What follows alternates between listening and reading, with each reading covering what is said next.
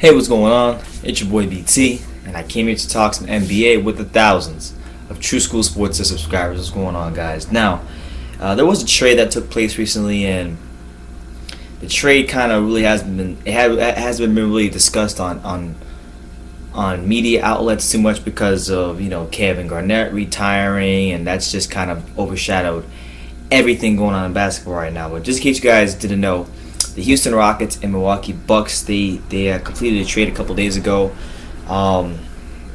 The Rockets decided to send Michael Beasley to the Milwaukee in exchange for point guard Tyler Ennis. Now, I'm going to break down both sides of this deal. So we'll start with the Milwaukee side of things. They trade for a guy, Michael Beasley, who was 27 years old.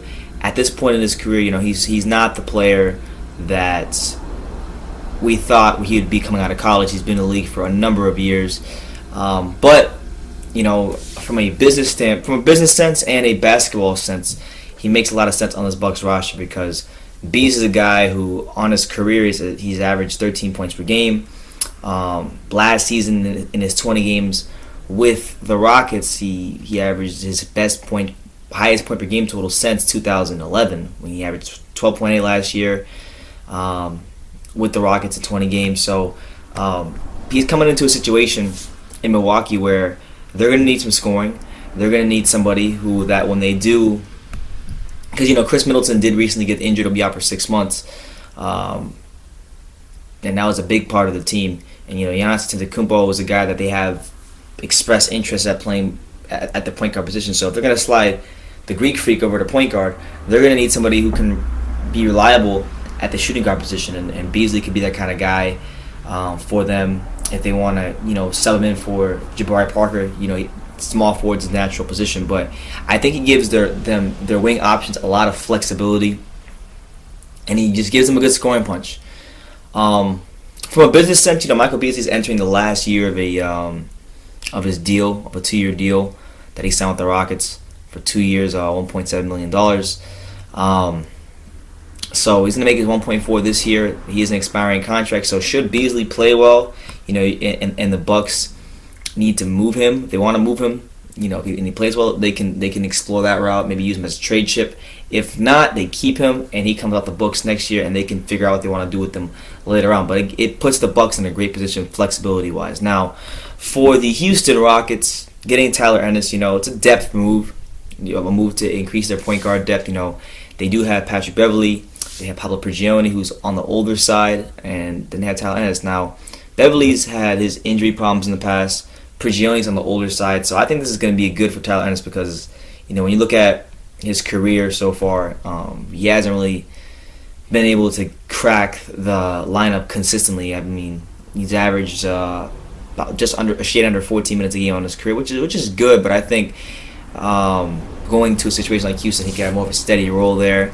And with the guys in front of him being older and sometimes injury prone, he might have a chance to see a significant increase in playing time. Now, last year, for Tyler Ennis, he had a career high in field goal percentage at 44.9%. He's a guy that's a solid backup point guard in the NBA. At 6'3", 194 pounds, you think he'd be able to utilize that size better, but we'll see, man. He's still coming into his own. He's only 22 years old, so I think Houston could be a good situation for him. And on top of that, like I said, it's a depth move, and his contract really doesn't cost that much. It's only 3 years and 4.9 left on it. So yeah, that's what it is, man. It's a depth move for them. Milwaukee gets some flexibility, but they also get a guy who can give them more options on the wings when they do decide to play the Greek Freak at point guard. So I think this works out really well for the Bucks.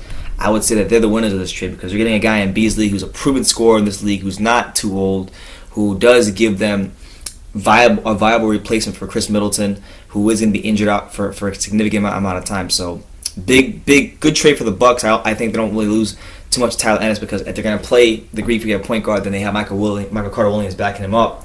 So they're not really losing anything, and they're gaining an expiring contract that can give them a trade chip potentially or flexibility next offseason. So I really like what the Bucks did here.